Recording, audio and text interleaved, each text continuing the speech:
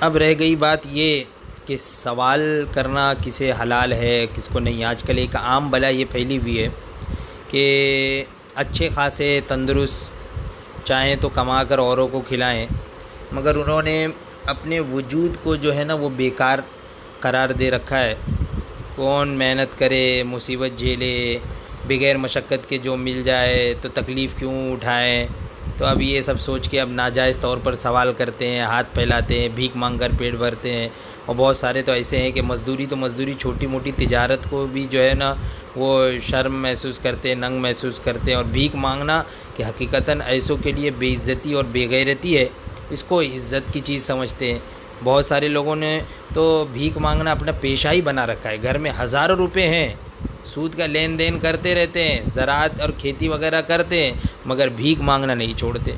تو ان سے کہا جاتا ہے تو جواب دیتے ہیں کہ یہ ہمارا پیشہ ہے۔ واہ صاحب واہ، کیا ہم اپنا پیشہ چھوڑ دیں؟ ایسا جواب دیتے ہیں۔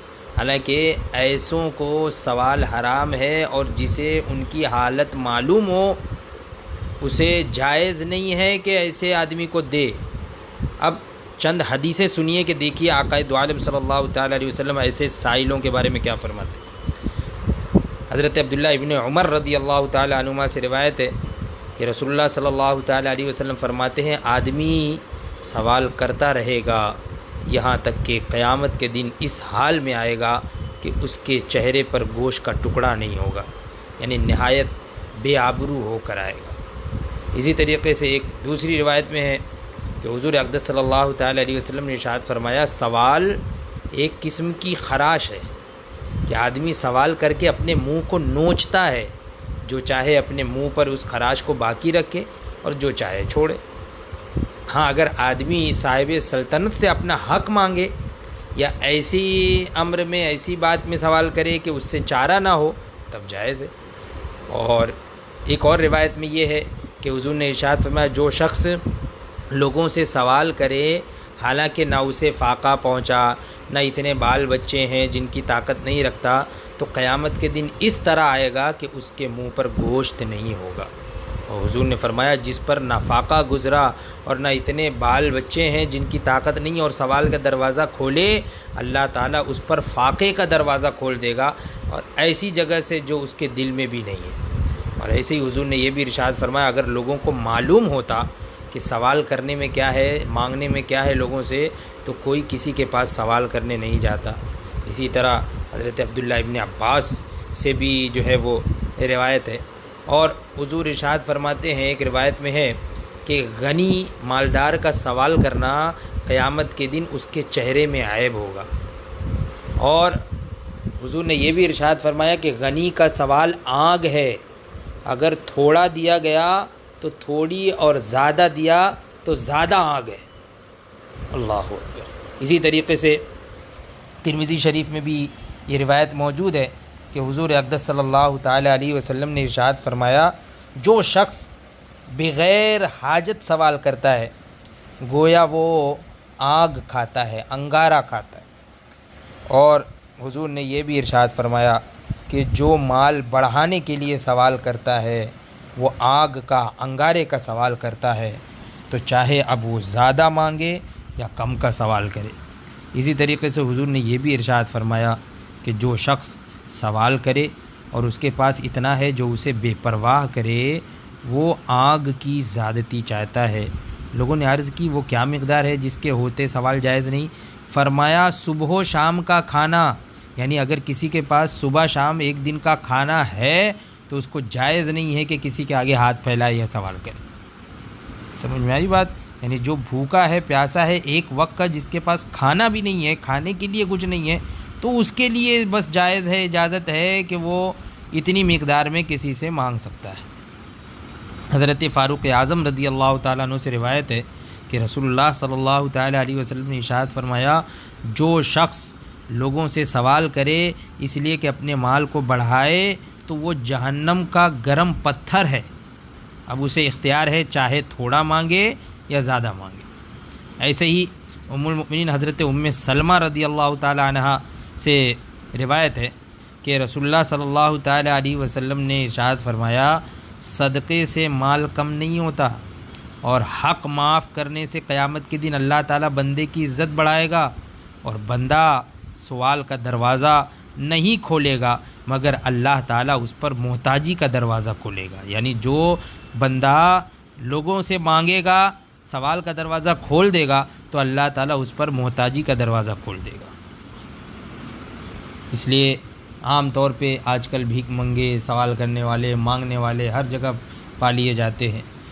حدیث پاک میں ہے، راوی کہتے ہیں، ایک حضرت قبیصہ بن مخارق یہ راوی ہیں، کہتے ہیں کہ مجھ پر ایک مرتبہ جو ہے وہ تاوان لازم آیا۔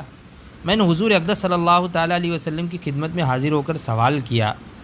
فرمایا ٹھہرو، ہمارے پاس صدقے کا مال آئے گا تو تمہارے لیے حکم فرمائیں گے۔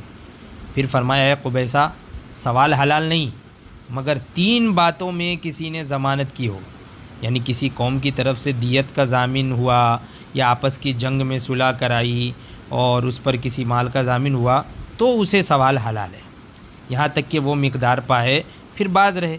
یا کسی شخص پر آفت آئی کہ اس کے مال کو تباہ کر دیا، تو اسے سوال حلال ہے، یہاں تک کہ بسر اوقات کے لیے پا جائے۔ اور یا پھر کسی کو فاقہ پہنچا اور اس کی قوم کے 3 عقل مند شخص گواہی دیں کہ فلاں کو فاقہ پہنچا ہے، تو پھر اس کو مانگنا حلال ہے، یہاں تک کہ گزر اوقات کے لیے وہ حاصل کر لے۔ اور ان 3 باتوں کے سوا اے قبیصہ سوال کرنا حرام ہے، سوال کرنے والا حرام کھاتا ہے۔ اللہ اکبر۔ حضور نے ارشاد فرمایا، کوئی شخص رسی لے کر جائے اور اپنی پیٹھ پر لکڑیوں کا گٹھا لا کر بیچے اور سوال کی ذلت سے اللہ تعالیٰ اس کے چہرے کو بچائے، یہ اس سے بہتر ہے کہ لوگوں سے سوال کرے کہ لوگ اسے دیں یا نہ دیں۔ یعنی اس میں بے عزتی بھی ہے، شرم کی بات بھی ہے۔ حضور صلی اللہ تعالیٰ علیہ وسلم ایک مرتبہ منبر پر تشریف فرما تھے، صدقے کا اور سوال سے بچنے کا ذکر فرما رہے تھے، تو حضور نے یہ ارشاد فرمایا کہ اوپر والا ہاتھ نیچے والے ہاتھ سے بہتر ہے۔ اوپر والا ہاتھ خرچ کرنے والا ہے اور نیچے والا یہ مانگنے والا ہے۔ تو اس لیے اللہ کی راہ میں خرچ کرو، برکت ہوگی، مانگنا اور اس کی عادت مت بناؤ۔ یوں ہی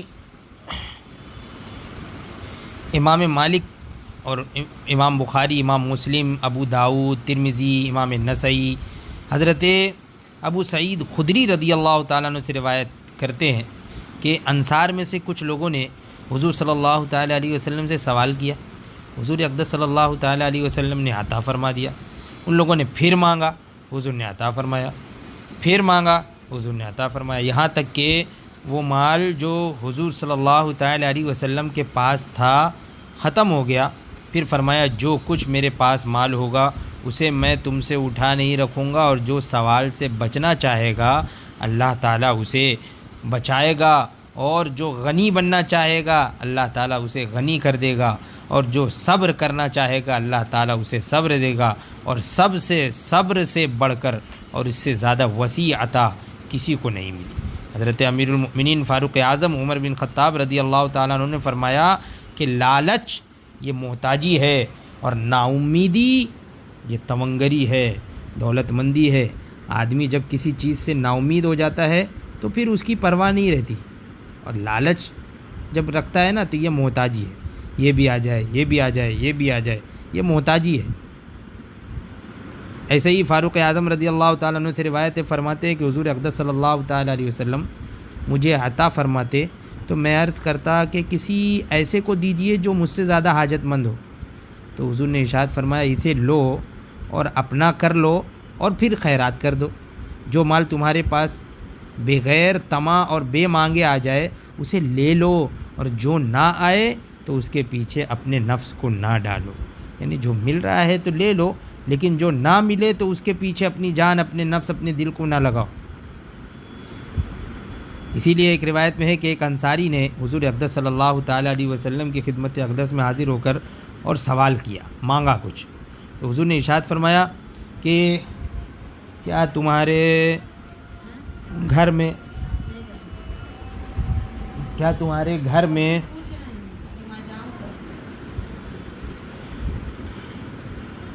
تو انہوں نے کچھ مانگا تو حضور اقدس صلی اللہ تعالیٰ علیہ وسلم نے ارشاد فرمایا کیا تمہارے گھر میں کچھ نہیں ہے؟